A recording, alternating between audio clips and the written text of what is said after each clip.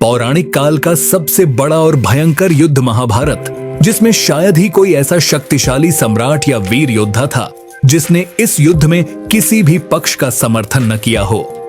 लेकिन क्या आप जानते हैं कि इस महासंग्राम के दौरान कुछ ऐसे महान योद्धा भी थे जिन्होंने अपार शक्ति और वीरता के बावजूद इस युद्ध में भाग नहीं लिया। इन्हीं में से एक थे श्री कृष्ण के बड़े भाई बलराम, जो अपनी अद्भुत ताकत और कुशलता के लिए प्रसिद्ध थे। लेकिन उन्होंने इस भीषण संग्राम से दूर रहने का निर्णय लिया। बलराम ने महाभारत युद्ध में भाग लेने के बजाय तीर्थ यात्रा पर जाने का फैसला क्यों किया? इसके पीछे क्या कारण थे? क्या यह उनकी नीतिगत सोच थी या फिर कोई गहरी आध्यात्मिक वजह? आज के इस वीडियो में हम इसी रहस्य पर से पर्दा उठाएंगे और जानेंगे कि आखिर क्यों बलशाली बलराम ने महाभारत युद्ध में भाग नहीं लिया। पांडु पुत्र भीम और धृतराष्ट्र के पुत्र दुर्योधन दोनों के गुरु स्वयं बलराम थे। उन्होंने ही दोनों को गदा युद्ध की शिक्षा दी थी और इस कला में निपुण बनाया था।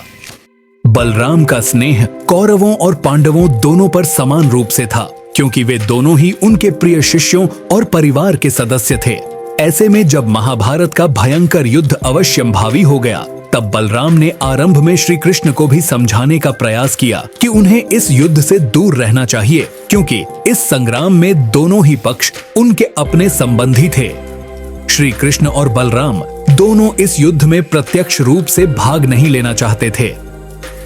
श्री कृष्ण ने बलराम को यह समझाया कि यह युद्ध केवल सत्ता के लिए नहीं, बल्कि धर्म की स्थापना के लिए आवश्यक है। अधर्म पर धर्म की विजय सुनिश्चित करने के लिए यह संग्राम होना ही चाहिए। श्री कृष्ण ने कहा कि यदि अन्याय को रोकने के लिए युद्ध ही एकमात्र विकल्प रह जाए, तो उससे पीछे हटना उचित नहीं।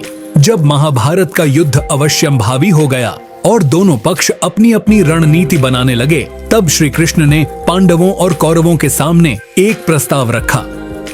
उन्होंने स्पष्ट किया कि दोनों में से कोई एक उनकी नारायणी सेना को चुन सकता है और दूसरा स्वयं श्री कृष्ण को। परंतु उन्होंने पहले ही यह घोषणा कर दी कि यदि कोई उन्हें चुनता है तो वह संपूर्ण युद्ध में न तो किसी के विरुद्ध शस्त्र उठाएंगे और न ही युद्ध करेंगे। इस प्रस्ताव को सुनकर दुर्योधन अत्यंत प्रसन्न हुआ। उसे लगा कि विशाल और शक्तिशाली नारायणी सेना युद्ध जीतने में अधिक सहायक होगी।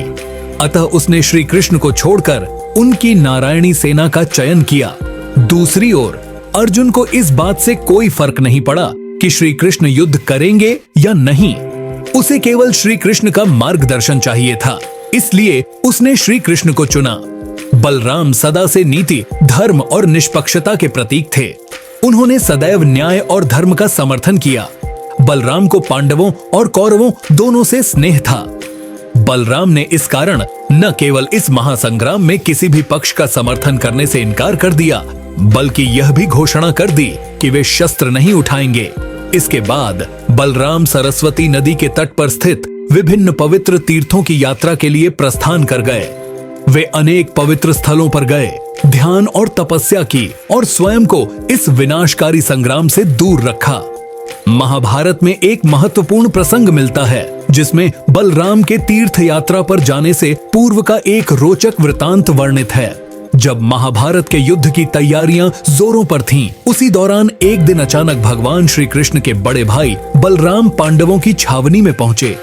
दाऊ भैया को अपनी छावनी में आता देख युधिष्ठिर, श्री कृष्ण और अन्य सभी पांडव अत्यंत प्रसन्न हुए। सभी ने आदर पूर्वक उनका स्वागत किया और श्रद्धा से उनकी आवभगत की। बलराम ने सभी को प्रेम पूर्वक अभिवादन किया और फिर धर्मराज युधिष्ठिर के पास बैठ गए। उनके हृदय में इस युद्ध को लेकर द्वंद्व चल रहा था और उन्होंने अपने मन की व्यथा युधिष्ठिर के समक्ष प्रकट की। बलराम ने व्यथित स्वर में कहा, मैंने कितनी बार श्री कृष्ण से कहा कि हमारे लिए पांडव और कौरव दोनों समान हैं।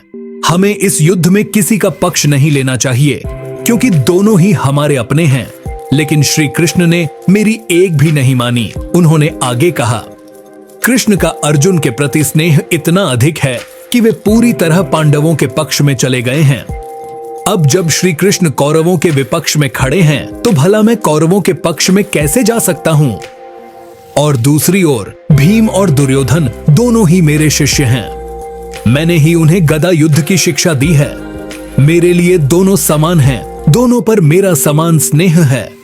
ऐसे में मैं इन दोनों को आपस में लड़ते हुए नहीं देख सकता।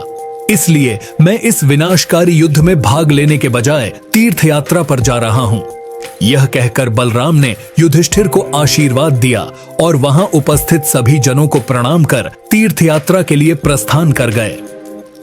उन्होंने यह सुनिश्चित किया कि वे इस भीषण संग्राम से दूर रहेंगे, क्योंकि उनके लिए न कोई शत्रु था और न कोई मित्र, दोनों ही पक्ष उनके अपने थे। ऐसा कहा जाता है कि जब बलराम तीर्थ यात्रा से लौटे तब महाभारत युद्ध अपने अंतिम चरण में था। उस समय कुरुक्षेत्र की रणभूमि में भीम और दुर्योधन के बीच गदा युद्ध चल रहा था। इस निर्णायक युद्ध में श्री कृष्ण के संकेत पर भीमसेन ने दुर्योधन की जंघा पर प्रहार कर दिया, जिससे वह भूमि पर गिर पड़े। यह देखकर बलराम अत्यंत क्रोधित हो उठे। बलराम को यह बात स्वीकार नहीं थी कि उनके प्रिय शिष्य दुर्योधन के साथ छल पूर्वक व्यवहार किया गया। क्रोध में भरे बलराम ने कहा, राजा दुर्योधन मेरे समान बलवान थे। गदा युद्ध में उनकी कोई समानता नहीं कर सकता था, लेकिन आज छल पूर्वक उनका पराभव किया गया। यह केवल दुर्योधन का नहीं बल्कि मेरे युद्ध कौशल और शिक्षाओं का भी अपमान है। यह कहते हुए बलराम ने अपने हाथ में धारण किया हुआ हल उठाया और भीमसेन की ओर तेजी से बढ़े, उन्हें दंडित करने के लिए। बलराम का यह रूप देखकर वहां उपस्थित सभी भयभीत हो गए। तभी श्री कृष्ण ने बीच बचाव किया और बलराम को रोकते हुए उन्हें धर्म और अधर्म का वास्तविक अर्थ स्मरण कराया।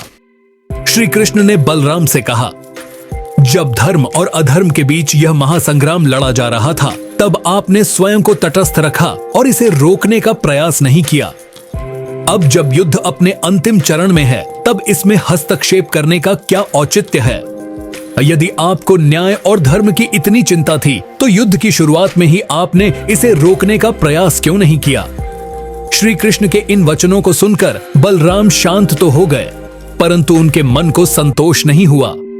उन्होंने अपनी नाराजगी व्यक्त करते हुए कहा, राजा दुर्योधन को अधर्म पूर्वक मारा गया। पांडुपुत्र भीमसेन अब संसार में कपटपूर्ण युद्ध करने वाले योद्धा के रूप में जाने जाएंगे, जबकि दुर्योधन, जिसने सरलता से युद्ध किया और वीर गति को प्राप्त हुआ, उसे सनातन सद्गति प्राप्त होगी। यह कहकर महाबली बलराम रणभूमि से प्रस्थान कर गए। उनका यह व्यवहार स्पष्ट रूप से दर्शाता है कि वे नीति और निष्पक्षता के साक्षात प्रतीक थे।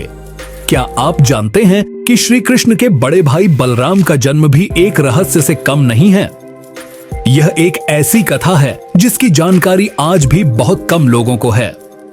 पुराणों में वर्णन मिलता है कि बलराम का जन्म एक घर से दूसरे घर में संकर्षण के माध्यम से हुआ था। जब मथुरा में कंस का अत्याचार चरम पर था, तब उसने यह भविष्यवाणी सुनी कि देवकी के 8वें पुत्र के हाथों उसका वध होगा। इससे भयभीत होकर उसने देवकी और वासुदेव को कारागार में बंद कर दिया और उनके सभी जन्म पुत्रों की हत्या कर दी। इसी दौरान जब देवकी के गर्भ में बलराम थे, तब सर्वेश्वर भगवान विष्णु की प्रेरणा से देवी योगमाया ने इस बालक को सुरक्षित करने का उपाय किया। उन्होंने बलराम को संकर्षण यानी स्थानांतरण के द्वारा देवकी के गर्भ से निकालकर वासुदेव की पहली पत्नी रोहिणी के गर्भ में स्थापित कर दिया। इस कारण बलराम को संकर्षण भी कहा जाता है, जिसका अर्थ होता है खींचकर स्थानांतरित करना। बलराम के जन्म का यह रहस्य अत्यंत अद्भुत है और यही कारण है कि वे एक ही समय में देवकी और रोहिणी दोनों की संतान माने जाते हैं। बलराम केवल संकर्षण नाम से ही प्रसिद्ध नहीं थे, बल्कि उन्हें बलभद्र, हलधर आदि नामों से भी जाना जाता है। वे शेषनाग के अवतार थे, जो सदा भगवान विष्णु के सहायक और रक्षक रूप में विद्यमान रहते हैं। उनके हाथों में हल और गदा होते हैं, जो कृषि और युद्ध दोनों के प्रतीक माने जाते हैं। तो दोस्तों, यह था महाबली बलराम से जुड़ा वह रहस्य जिसे बहुत कम लोग जानते हैं। उनकी नीतिपूर्ण सोच, धर्म के प्रति समर्पण और युद्ध से दूरी ने महाभारत को एक नया दृष्टिकोण दिया। उनके इस निर्णय पर आपकी क्या राय है? हमें जरूर बताइए और अगर आपको यह वीडियो पसंद आया हो तो इसे लाइक करें, शेयर करें और हमारे चैनल को सब्सक्राइब करना न भूलें।